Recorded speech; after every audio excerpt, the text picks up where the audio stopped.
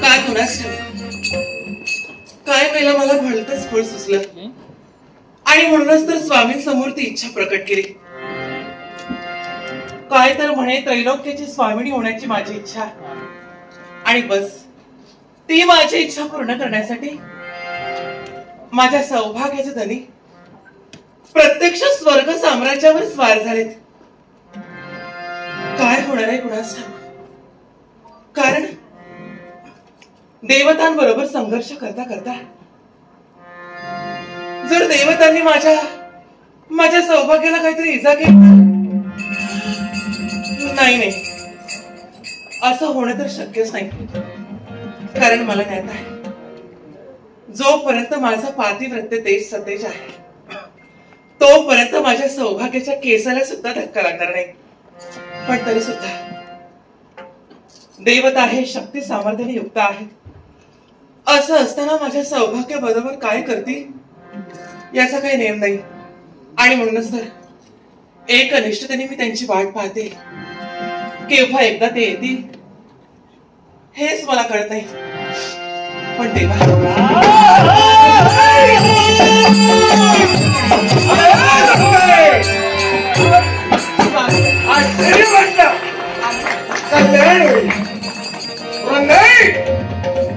मलाही आश्चर्य वाटते ग. आपलीच वाट पाठवून सम्राट कालनेमी महाराज यांची कुंती एक कन्या तू राजवैभवात वाढली.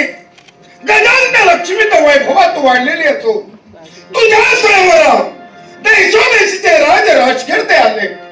पण असं असताना सुद्धा एक धनहीन जलधर सागर पुत्र ज्याचं वैभव म्हणजे वालुकामय प्राण होईना मग त्यात तू माझीच निवड केली.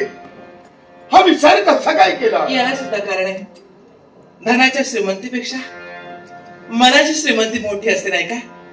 आणि तेच तुमच्या मनाची श्रीमंती आणि म्हणूनच तर माझी वरमाला तुमच्या कंठी अर्पण. म्हणूनच तुझ्या बापाला मी शब्द दिला होता तुमच्यापेक्षा चुका ठेवी असं मी सांगत नाही. पण तिच्या नेत्रावरती केव्हाही अश्रुधारा येणार नाही एवढं चूक नक्की दे. आणि तुझी इच्छा की स्वामी मला जर काही द्यायचं असेल तर त्रैलोक्याची स्वामिनी मला व्हायचंय होईना. या तुझ्या इच्छेसाठी मी स्वर्गावर स्वारी केली. काय झालं माहितीये का. देवेंद्र महाराज यांचाही माझा संघर्ष झाला. ऐकून ज्ञात होत की देव कपटी आहे पण खरंच निघालो. अरे दोघांच्या घनघोर संघर्षात खडबंद केलं. मग काय झालं. नैत्रासमोर काळ माझ्या उभा राहिला. मला वापरले सांगा संकट समय माझ्या बापाला मी भाग दिली ग. पण माझा बाप आला नाही. ज्याने या जलधराचं जातक कर्म केलं ते उत्पत्ती घेणार आहे. सत्यलोकीचा प्रमाण आहे.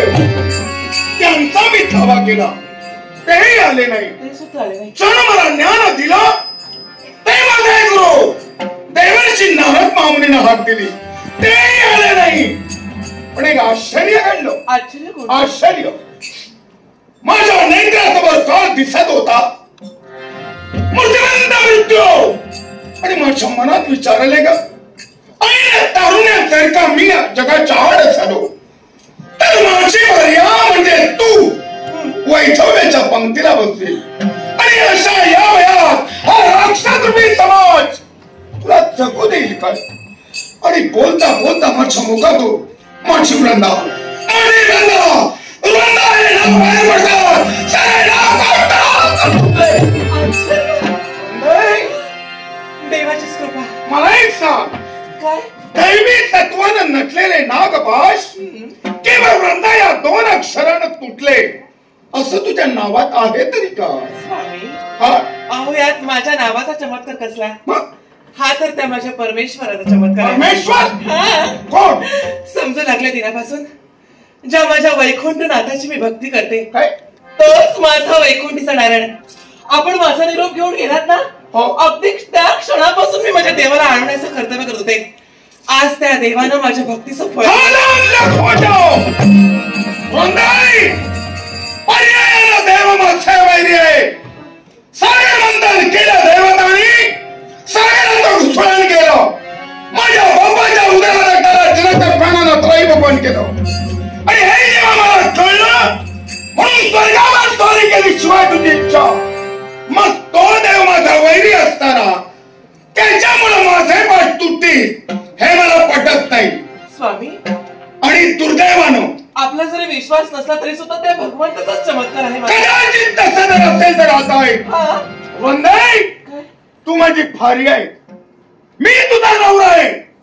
तुला सुखात ठेविना माझा शब्द आहे. या क्षणापासून वैकुंठीच्या नारायणाचं भजन पूजन नामस्मरण तुला बंद करावं लागेल. असं नका बोलू, कारण माझ्या भगवंताच्या नामस्मरणाशिवाय माझं जगणं सुद्धा काय. लग्न झालेल्या स्त्रीला सर्वात प्रिय कोण? आपल्या सौभाग्य. मग काही गरज त्याची आहे. पण स्वामी असं असलं तरी सुद्धा आज त्याच्या आशीर्वादाने तुम्ही सुखरूपपणे इथपर्यंत आला. हा तर माझ्या भगवंताचा चमत्कार. भक्ती बंद करणार की नाही स्वामी? भक्ती बंद करावी लागेल.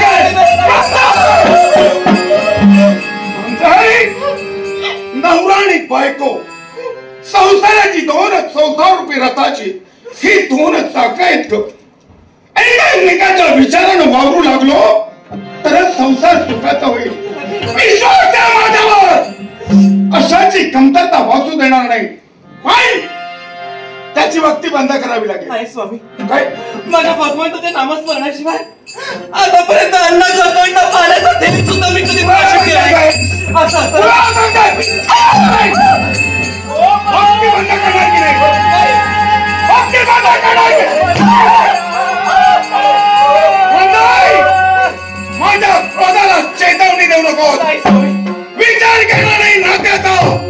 मला सांग काय करणार तू बोललीस? नाही स्वामी, भक्ती करणार. आपण मला मारला असला चढला तरी चालेल, प्रसंगी माझा जीव घेतला तरी चालेल, पण माझ्या भगवंताचं नामस्मरण मी नाही बंद करणार. नाही नाही स्वामी, नाही लागणार पोरावं लागते. त्यापेक्षा कुरांगार करते. माझ्या 7 जन्माच्या हाड वैरणी हाडा नागिणी माझ्या वैरी देव आणि त्यांचा भजन पूजा माझी भार्या करत आहे. आतापर्यंत हे माझे 2 हात माझ्या भगवंता समोर जे जोडलेत ना मी, तुम्ही माझा जीव घेतला तरी माझे हे 2 हात मस्त बसणार नाही. याच होताना सारखं माझ्या वैर्याचं पूजन होत असे तर तुझे 2 हात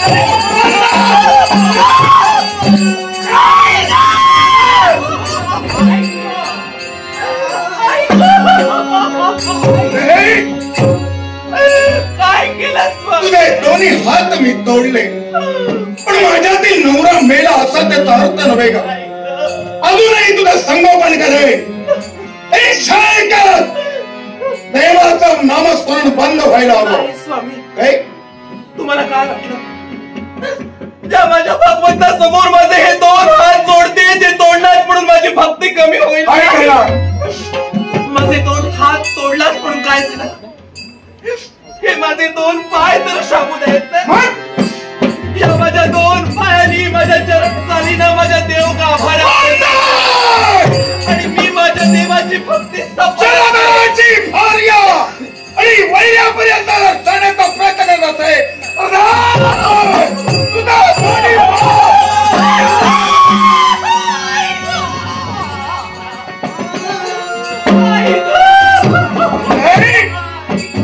अजूनही तुला सांगतोय ग, तोडले तुझे हात, तोडले तुझे पाय, पण एक नवरा म्हणून संगोपन करे, इच्छा पूर्ण करे. फक्त एकाच वैर्याचं नामस्मरण करायचं नाही.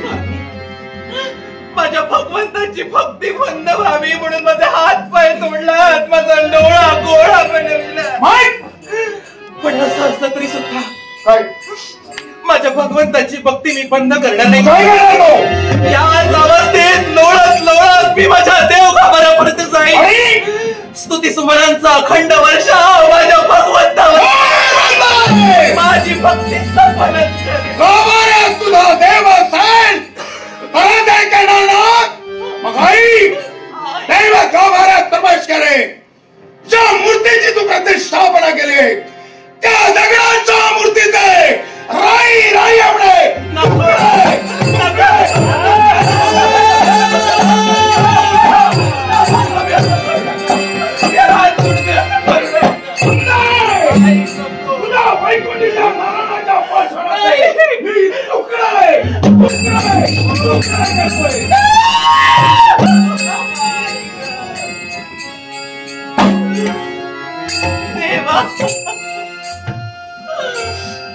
माझ्या भगवंताची भक्ती बंद व्हावी म्हणून माझ्या सौभाग्याने माझा नवळा गोळा बनविला. देवा हा दिवस दाखवण्या अगोदर देवा माझे प्राण जर घेतले असते तर फार बरं झालं असतं. देवा माझे हात पाय तोडलेत म्हणून मला वाईट वाटलं नाही रे. पण लग्न करून उभारल्या संसारात प्रवेश करत असताना माहेरून जी प्रतिमा तुझी देवा घेऊन आले त्या माझ्या देवाच्या प्रतिमेचे शतशः तुकडे माझ्या सौभाग्याने केले. देवा देवा हेच का रे माझ्या भक्तीचं फळ दिलंस तू. हेच का रे माझ्या भक्तीचं सामर्थ्य ठेवलंस तू. कुठे आहेस देवा. देवा झोपला असशील तर जागा हो देवा.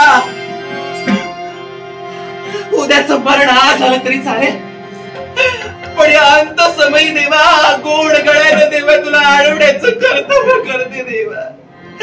देवा धाव माझ्या हाकेला धाव देवा माझ्या हाकेला लागला गळा पाश पहा घननी लागला गळा पाश पहा घननी मिठा कोणी साडू मिठा कोणी साडू मिठा कोणी साडू लागला गळा पाश पहा घननी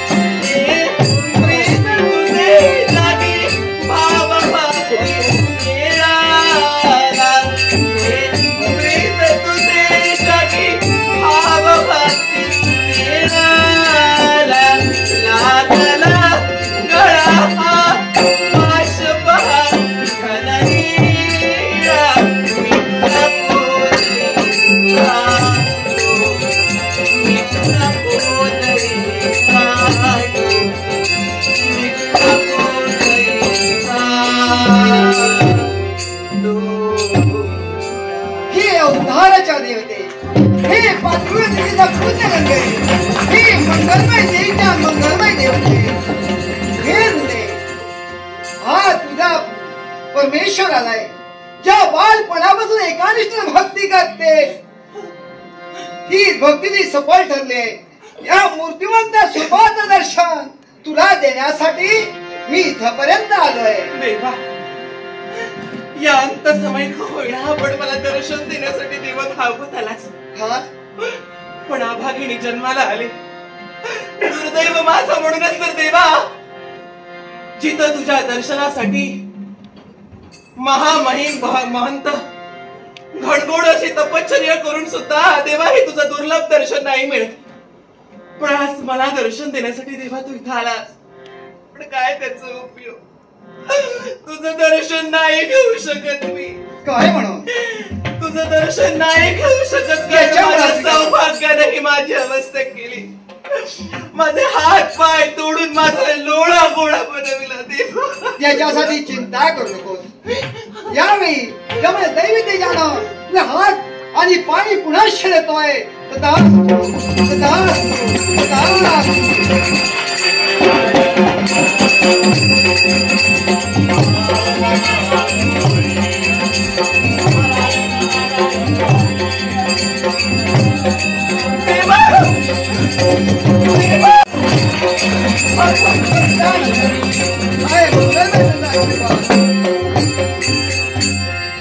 देवा, खरोखरच माझ्या जन्मोजन्मीचं पुण्य फळाला आलं की काय असंच मला वाटतं देवा.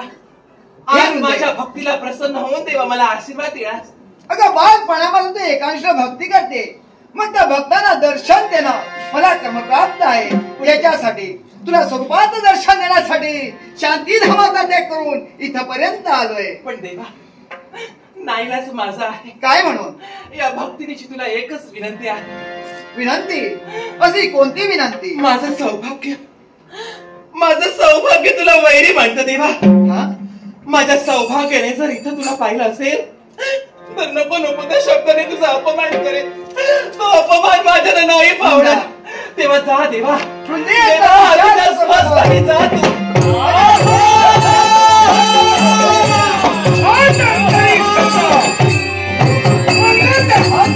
तोडले अगदी रक्तस्त्राव झालं संपली असते, पण मनात किंतु नको म्हणून इच्छा आलोय. वंदाई आलेला ताकद स्वागत करणं हे आपलं कर्तव्य आहे. आपला प्रतिमय परमेश्वर आला असेल जा निश्चिंत जा. शांतता म्हणजे